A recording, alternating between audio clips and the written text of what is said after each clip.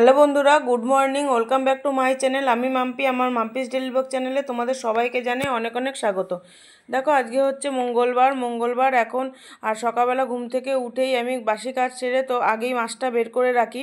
আর ফ্রিজের অবস্থা দেখেছো, আজকে ডিফ্রস্ট করতেই হবে। তো মাছটা ভিজিয়ে রেখে আমি চাটা খেয়ে নেবো। তো ততক্ষণে হয়তো মাছের বরফটা কিছুটা হলেও গলবে। আর আজকে রান্না হবে গাঠি কচু দিয়ে, বেগুন দিয়ে, চিংড়ি মাছ। তো দেখো বন্ধুরা, আমার চা খাওয়া হয়ে গেল আর মনার কমপ্লান খাওয়া হয়ে গেছে। মনা পড়তে বসে গেছে আর ওর বাবা তো সকালবেলা চিয়া সিড খেয়ে পড়াতে চলে গেছে। তো দেখো, ততক্ষণে বরফ মানে মাছের বরফগুলোও ছেড়ে গেছে।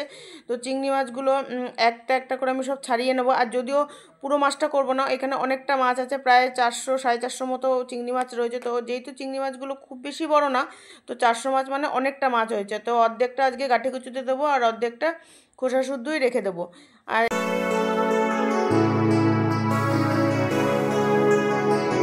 চিংড়ি মাছটা ছাড়িয়ে নিলাম, যেহেতু চিংড়ি মাছগুলো তো খুব বেশি বড় না, মোটামুটি ছোটোই। তো এই কটা দিয়ে আজকে গাঁঠি কচুর তরকারিটা করব। আর এইগুলো রেখে দেবো, এগুলো খোসা শুদ্ধই রেখে দেবো, কারণ খোসা ছাড়িয়ে রাখলে মাছ একদম নরম হয়ে যায়।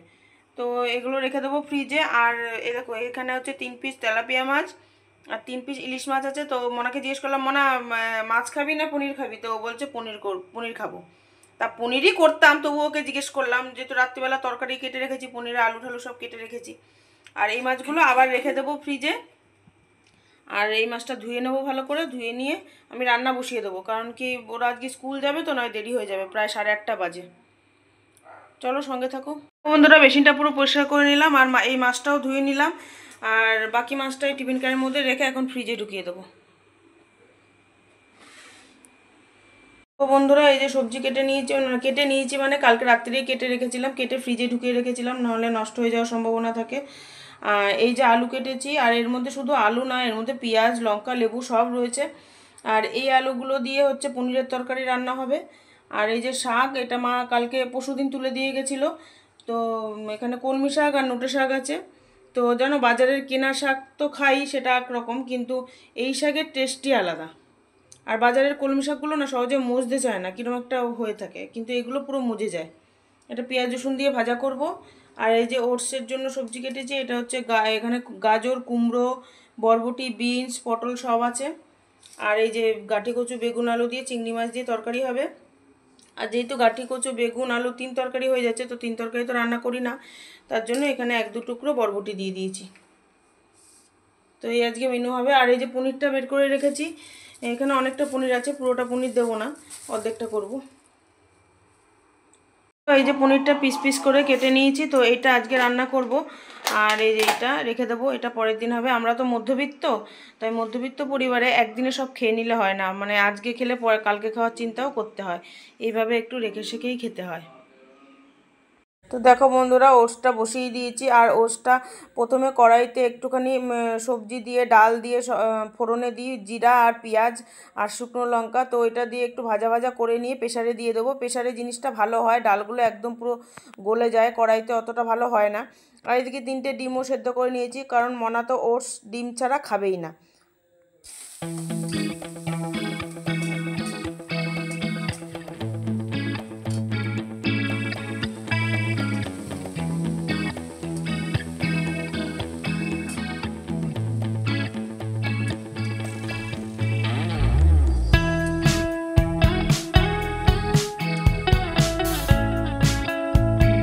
তো দেখো বন্ধুরা, শাকটা বসিয়ে চাপা দিয়ে গ্যাস আস্তে দিয়ে আসলাম একটু বাইরে তোমাদের দেখাতে। দেখো, গাছটায় বেগুন হয়েছে। আর এই বেগুন গাছটা লাগিয়েছি সেই গতবার শীতকালে, তো এতদিনে ফল হলো।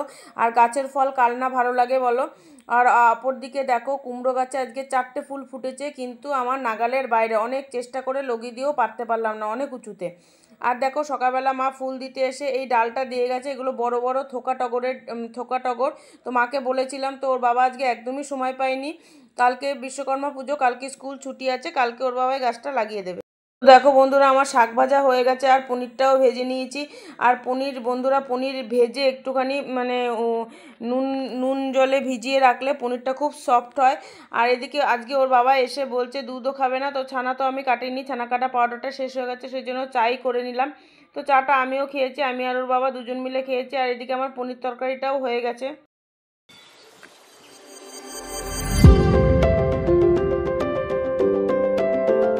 আর এদিকে দেখো আমার সকালবেলা আজকে ব্রেকফাস্টে করেছিলাম ওটসের খিচুড়ি আর ডিম সিদ্ধ, তোমরা দেখলে। আর এদিকে মনা স্নান করে রেডি হয়ে খেতে বসে গেছে, আর ওর বাবা গেছে স্নানে। আর দেখো এদিকে আমি গাঠি কচু আলু তরকারিটা বসিয়ে দিলাম। তো গাঠি কচু আলু দিয়ে বেগুন দিয়ে তরকারিটা সাধারণত আমি সর্ষে বাটা দিয়েই করি, কালো জিরা ফোড়ন দিয়ে। যদিও এই রান্নাটা আমার মার কাছ থেকে শেখা, মা করে খুব টেস্টি হয়, আমি ওইভাবেই করি। কিন্তু আজকে ইচ্ছা করলো যে একটু পেঁয়াজ রসুন বাটা দিয়ে খাবো, আর তার জন্য জিরা আর পেঁয়াজ ফোড়নে দিয়েছি। আর যেহেতু আমি অল্প তেলে রান্না করি, তো ওই জন্য একবারে ফোড়নের সঙ্গে পেঁয়াজের সঙ্গে চিংড়ি মাছটা দিয়ে দিয়েছি। আর মশলায় দিয়েছি যে জিরা, আদা, পেঁয়াজ, রসুন, লঙ্কা বাটা আর জিরের গুঁড়ো, ধনের গুঁড়ো। এদিকে দেখো মনারা রেডি হয়ে গেছে স্কুল যাওয়ার জন্য। তো এখনও পর্যন্ত ওয়েদারটা ভালো আছে। দেখো বন্ধুরা, আবার বৃষ্টি আরম্ভ হলো, তো ঝিরঝির করে বৃষ্টি পড়ছে। আর মা সকালবেলায় গাছের মানে ফুল গাছের ডালটা কেটে দিয়ে গেছে, তো ওর বাবার আর সময়ই হলো না লাগানো। তো আমি তো পারি না শাবল দিয়ে এটা গর্ত খুঁড়ে লাগাতে হবে। দেখো বন্ধুরা, এখন বাজে ঘড়িতে প্রায় 11:30, আর মনা আর ওর বাবা দুজনেই স্কুল চলে গেল। আর এই যে আমার রান্নাও কমপ্লিট হয়ে গেছে। এই যে সাদা ভাত, আর এদিকে হচ্ছে এই যে গাঠি কচু আলু বেগুন দিয়ে একটা তরকারি, আর এটা হচ্ছে পনির দিয়ে একটা তরকারি, পনির আর আলু দিয়ে। আর এটা হচ্ছে কলমি শাক আর নোটে শাক, দুটো একসঙ্গে ভাজা। এই হচ্ছে আমার মেনু। আর এখন আমি এই দেখো এখানে কটা বাসন রয়েছে, আর ওই বেসিনে কটা বাসন রয়েছে। তো বাসনগুলো সবাই না আমি এখানেই রেখে দেবো, বাসনটা এখানেই মাজবো। আগে রান্নাঘরটা মুছে নেবো, এই রান্নাঘরটা আগে মুছে পরিষ্কার করে নেবো, গ্যাস ট্যাস মুছে। আর এই যেখানে কটা বাসন রয়েছে, কড়াই টড়াইগুলো রয়েছে, সেগুলো সব ওইখানে নিয়ে গিয়ে রেখে আসবো। রেখে এসে রান্নাঘর মুছে তারপর বাসন মেজে তারপর এই ঘরগুলো মুছবো। আর আজকে জামা কাপড় আছে কটা, দেখি কাছে বৃষ্টি নেমেছে, এখন বুঝতে পারছি না কাচবো কিনা। কারণ গুড আফটারনুন, দেখো এখন বাজে ঘড়িতে 3:30, আর আমি এইমাত্র স্নান করে এলাম।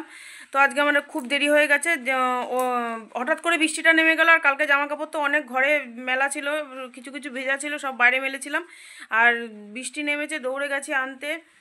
ওই সময় মনারাও চলে এসছে, আর ওর বাবা যেহেতু আর পরীক্ষার গাঁট পড়ে, তো তাড়াহুড়ো করে যাবে, তো তাড়াহুড়ো করে ওর জন্য ওদেরও খেতে দিলাম। আর মনা খায়নি, মানে ওর বাবা আর আমি খেলাম। ওর বাবা খেয়ে আবার স্কুল, বৃষ্টি পড়ছিল ঝিরিঝিরি তখনও, তা ওর বাবা চলে গেল স্কুলে, বলছে না গার্ড আছে আমার যেতেই হবে। তো ওর বাবা চলে গেল। মনা যেহেতু আজকে স্কুলে বললো মিড ডে মিল খেয়ে এসছে, ওই জন্য ওর ভাত খেলো না। ও এসেই হাত পাটা ধুয়ে ব্যাগ ট্যাগ রেখে ফোনে গেম খেলতে শুরু করে দিয়েছিল। তো এখন ঘুমিয়ে পড়েছে। তারপর ওর বাবা খেয়ে দিয়ে চলে গেল। আমি সব বাসন যদিও মাজিনি, বাসন বেসিনে রেখে দিয়েছি, বিকেলে মাজবো। আমি টেবিল পরিষ্কার করলাম। আর ভাত প্রচুর রয়েছে, কারণ যেহেতু মনা খাইনি, ভাত তরকারি টরকারি সবই প্রচুর রয়েছে। তো আর সব গুছিয়ে রাখলাম, রেখে টেবিল মুছে আমি স্নান করতে গেলাম। স্নান করে মাথাটা ঘষে আসলাম। কালকে যেহেতু আবার একাদশী, কালকে মাথা ঘষতে পারবো না, ওই জন্য আজকে ঘষে নিলাম। আর আমার চোখে দেখো একটা আঞ্জনি বেরিয়েছে, খুব ব্যথা, চোখের পাতা মেলতে পারছি না, এত মানে বন্ধ করতে পারছি না, এত ব্যথা। তো বৃষ্টি এখনও পড়ছে, এখনও মানে জোরে হচ্ছে আসতে। আর আমি ঘরে এসে দেখি সব লো ভোল্টেজ হয়ে গেছে, মনে ফ্রিজ ট্রিজ কিচ্ছু বন্ধ করেনি। ও অতটা খেয়াল করতে পারিনি আসলে, নাহলে একটু মানে মেঘ ডাকলে বিদ্যুৎ চমকালে ও ফ্রিজ অফ করে দেয়।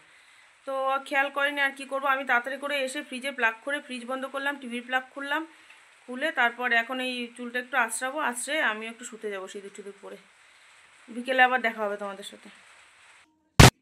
এই ঘরটা কিন্তু ছাদ দেওয়া, তো জানি না ছাদে ওই অনেক সময় কি হয়, ওই কলাপাতা পড়ে ওই জল যাওয়ার মুখটা আটকে যায়, তখন ছাদ জলটা ওভারলোড হয়। যেহেতু এই ঘরটা টিন দেওয়া, এই টিনের ওই পাশ দিয়ে আগে আসতো, কিন্তু এখন পাঁচিলটা উঁচু করে দেওয়াতে, ঘরটা উঁচু হয়ে যাওয়াতে এখন আর আসে না। ওই জন্য দেখো এই জায়গাটা ড্যাম্প পড়ে, সবই ঠিক আছে, কিন্তু এই ঘরে কোথা থেকে জল আসছে আমি বুঝতে পারলাম না। পুরো ঘুম থেকে উঠে দেখি এইখানটা পুরো এই জায়গাটা দিয়ে পুরো পুকুরের মতো জল জমে হয়েছে, এই জায়গাটা দিয়ে এইখানটা দিয়ে। এখন জল মুছলাম, যে কোথা থেকে যে জলটা আসছে আমি বুঝতেই পারলাম। দেখো এখান দিয়ে যদি জল পড়েও যায়, দেয়ালটা তো ভিজা থাকবে।